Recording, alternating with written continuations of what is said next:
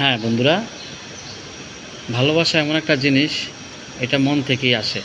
কাকে কখন ভালোবাসতে হবে আপনার এই মনটাই আপনাকে ডিসাইড করে দিবে।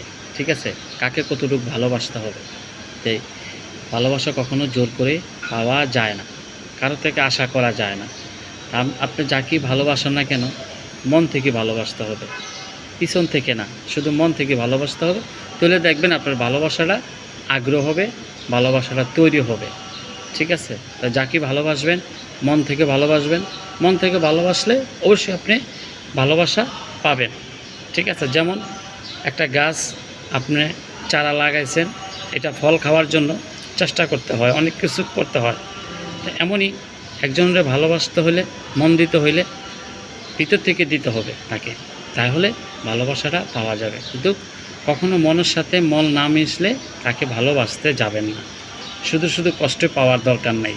ঠিক আছে, মনটা অনেক কষ্ট করে আল্লাহ বানাইছে। তা আমি বলবো, যে আপনাকে ভালোবাসে না তাকে ভালোবাসার দরকার নেই, তার জন্য জীবনটাও নষ্ট করার দরকার নেই। ঠিক আছে, তো যাই হোক বন্ধুরা, যদি কথাগুলো ভালো লাগলে অবশ্যই লাইক শেয়ার কমেন্ট করবেন। ভালোবাসা অবিরাম।